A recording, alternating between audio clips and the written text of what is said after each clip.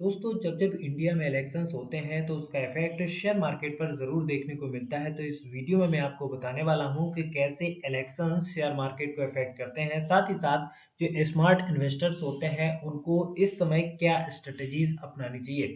तो इस वीडियो को अंत तक ज़रूर देखें।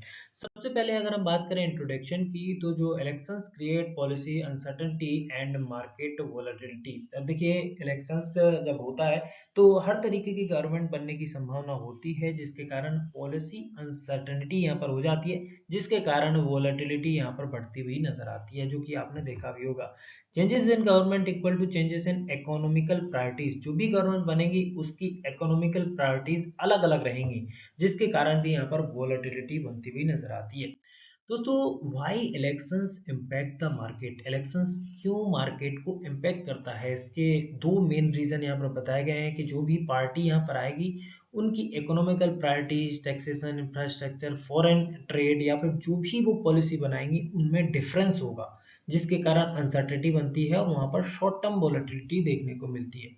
दूसरा, यहाँ पर investor react to possible policy outcome. अब देखिए, जो इन्वेस्टर्स होते हैं या जो आम जनता होती है वो हर तरीके की गवर्नमेंट देखती है कि ये बन सकती है, वो बन सकती है, वो बन सकती है, अगर ये आएगा तो ऐसा हो सकता है, ये आएगा तो ऐसा हो सकता है। तो जो पॉलिसी आउटकम्स होते हैं उसके हिसाब से जनता रिएक्ट करती है या इन्वेस्टर रिएक्ट करता है, तो शॉर्ट टर्म वोलेटिलिटी इससे बढ़ती हुई नजर आती है।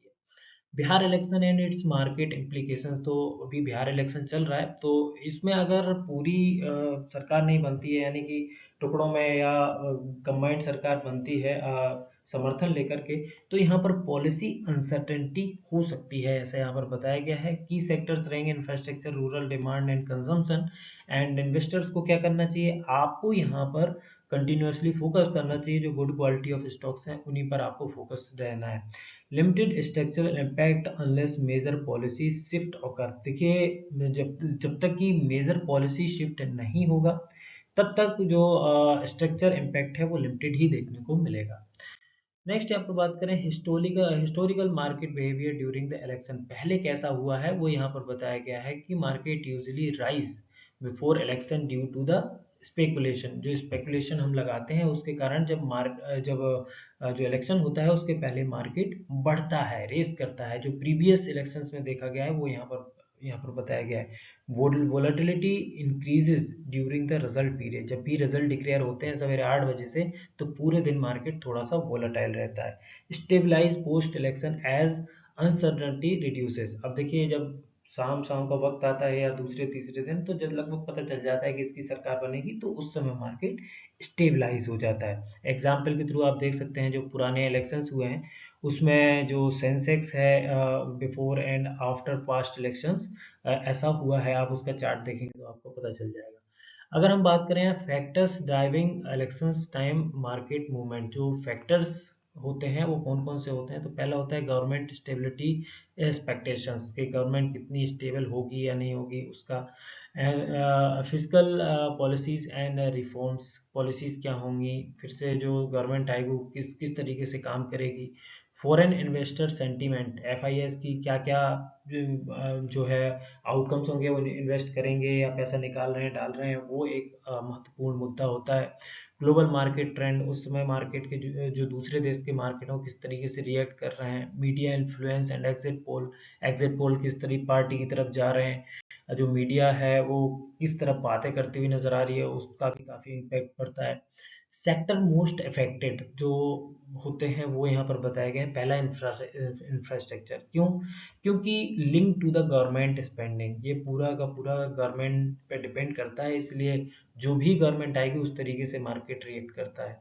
Banking and PSU policy sensitive होते हैं कि पॉलिसी का इस पर काफ़ी गहरा प्रभाव पड़ता है, इसलिए एनर्जी एंड पावर सेक्टर में प्राइसिंग एंड पॉलिसी चेंजेस के कारण इस सेक्टर पर भी काफ़ी इफेक्ट पड़ता है। और डिफेंस पे अगर बात करें तो बजट एलोकेशन, कौन सी सरकार आएगी और वो कितना बजट डिफेंस के लिए करेगी, वो भी एक महत्वपूर्ण मुद्दा है। और एफएमसीजी आईटी सेक्टर जो है वो रिलेटिवली स्टेबल रहते हैं।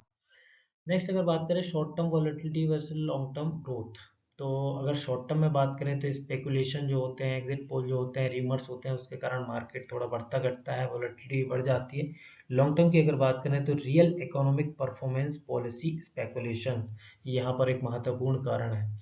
Temporary dip shouldn't affect the long term view. जिसे इलेक्शन आता है उसमें टेम्परेरी मार्केट गिरता है तो ये लॉन्ग टर्म जो व्यू जिसका रहता है या लॉन्ग टर्म के लिए अगर आपने किसी शेयर में इन्वेस्ट किया है तो उसको ज़्यादा इफेक्ट नहीं पड़ता है।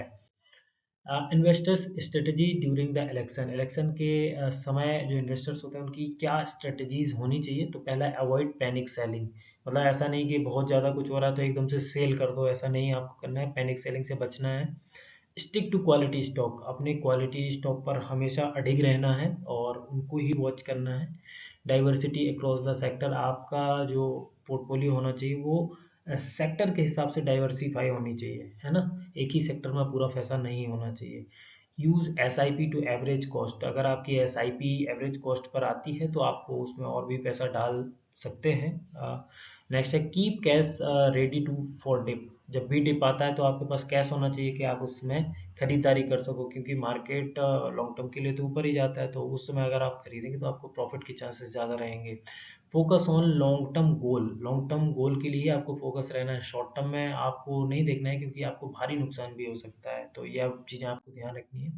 Smart move for the different investor type. जो अलग अलग टाइप के इन्वेस्टर्स होते हैं उनके क्या क्या स्मार्ट मूव हो सकते हैं। तो जैसे शॉर्ट टर्म ट्रेडर जो होता है वो trade continuously, use stop loss. Stop loss उसको ज़रूर लगाना चाहिए।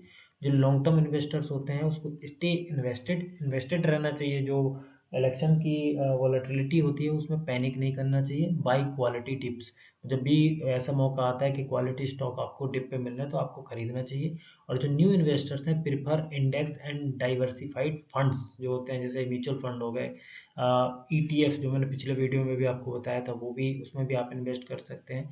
और डाइवर्सिफाइड फंड होते हैं उनमें आप इन्वेस्ट कर सकते हैं। तो दोस्तों ये इलेक्शन के बारे में मैंने आपको बताया कि किस तरीके से मार्केट इफेक्ट करता है और क्या क्या स्ट्रेटजीज आप अपना सकते हैं, उसके बारे में भी मैंने आपको बताया। ये केवल इन्फॉर्मेशन पर्पज़ के लिए, अगर आप कुछ भी करते हैं तो अपने फाइनेंशियल एक्सपर्ट से पूछ के करें। धन्यवाद।